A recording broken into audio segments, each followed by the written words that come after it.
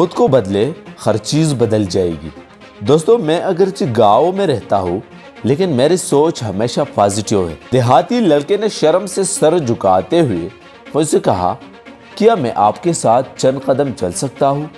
اس نے بتایا کہ وہ کئی سالوں سے زندگی میں آگے بڑھنے اور ترقی کرنے کی موضوع پر کتابیں پڑھ رہا ہے۔ میں نے آپ کی کتابیں بھی پڑھی ہے جو آدمی کی خیالات کو پازیٹیو کرنے میں مدد دیتی ہے۔ اس نے بتایا کہ مجھے آپ کی پہلی کتاب میری ماں نے گفٹ کی تھی۔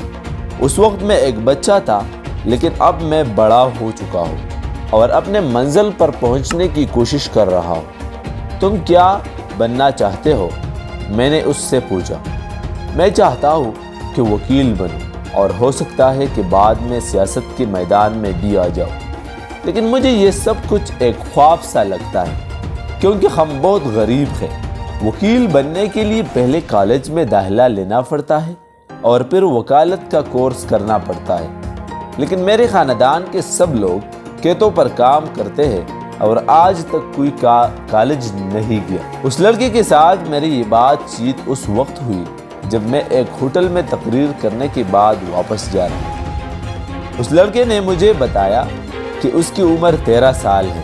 اس نے اخبار میں میری تقریر کے بارے میں اشتہار دیکھا اور اس اشتہار کو دیکھ کر ہی وہ ہوٹل میں میری تقریر سننے کے لیے آیا تھا کہ میرا وکیل بننے اور سیاستدان بننے کا خواب پورا ہوگا یا نہیں۔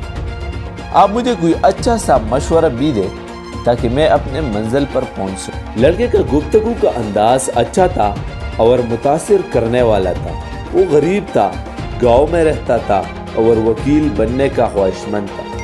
میں نے اس سے کہا، بچے، تمہارے اندر وکیل بننے کی شدید خواہش ہے، اس لیے تم ضرور وکیل بننے میں کامیاب ہو جاؤ گے۔ کسی کام کی شدید خواہش اور سچی لگن ایک قیمتی چیز ہے جو آدمی کو ضرور منزل تک لے جاتی ہے۔ بس کا کرایہ خرچ کیا اور یہاں تک پہنچے، یہ تمہاری اس شدید خواہش کی وجہ سے ہوا۔ تمہارے سوچ بھی بے حد پازیٹیو ہے، اس لیے تم خدا پر یقین رکھو اور اپنے ذہن سے ہر قسم کی شک کو نکال دو، تمہارے خواہش ضرور پورے ہوگے۔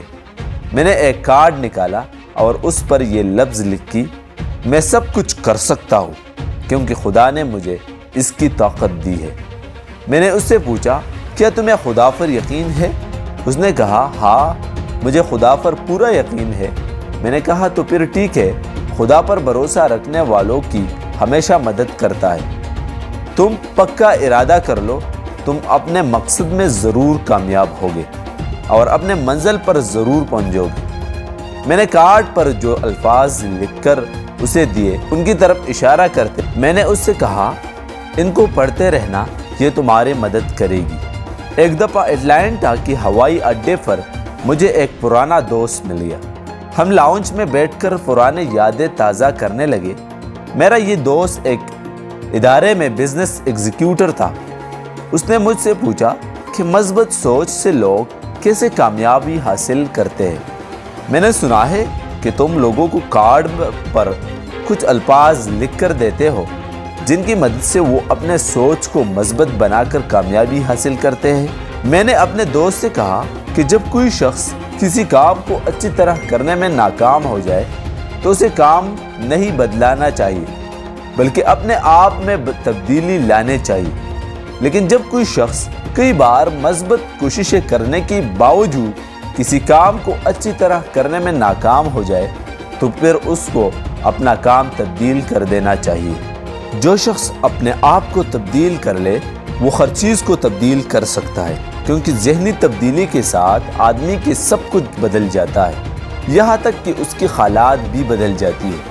ایک مرتبہ ایک نوجوان سیلز مین نے مجھ سے کہا، میں کیا کروں؟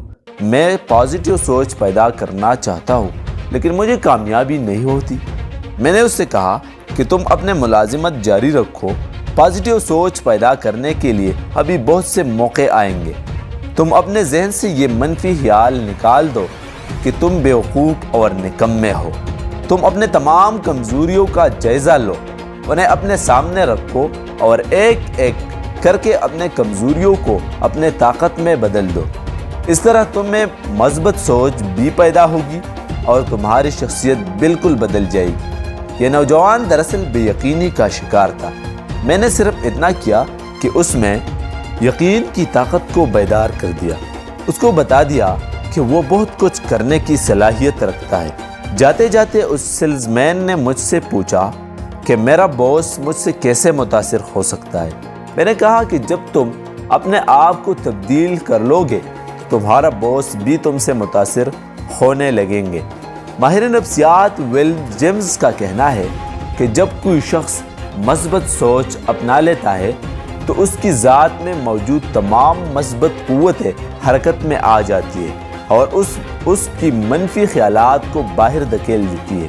جو لوگ مثبت ہونے کا پکا ارادہ کر لیتے ہیں ان میں ضرور مثبت سوچ پیدا ہونا شروع ہوتی ہے۔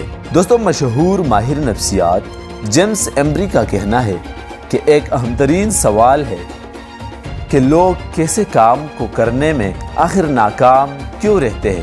اس سوال کا جواب یہ ہے کہ ناکام رہنے والے لوگ دراصل کامیابی حاصل کرنے کے لیے اپنے پوری کوشش نہیں کرتے۔ وہ اپنے اندر ہمت، عزم، ارادے اور حوصلے کو بیدار نہیں کرتے۔ ان کے دماغ میں پہلی ہی سے اس خیال سے پنجے گاڑ رکھی ہوتی ہے کہ وہ یہ کام نہیں کر سکتے، اس لیے وہ ناکام رہتے ہیں۔ میں نے کامیابی حاصل کرنے والے بہت سے لوگ کا گہرا مطالعہ کیا ہے اور بڑی گہرائی میں جا کر ان کا جائزہ لیا ہے اور ان کے بارے میں معلومات حاصل کی ہے۔ میں نے ان تمام لوگوں میں ایک بات مشترک پائی ہے، یعنی یہ خوابی ان سب میں موجود تھی۔ یہ سب لوگ ارادے اور یقین کے معاملے میں بہت پکے تھے۔ انہیں اچھی طرح معلوم تھا کہ انہوں نے کیا کرنا ہے۔ وہ اپنے منزل کو سامنے رکھ کر کام شروع کرتے ہیں۔ اس طرح ان کی ساری قوتیں اور سارے توجہ کی کامیابی حاصل کرنے پر مرکوز رہتی ہے۔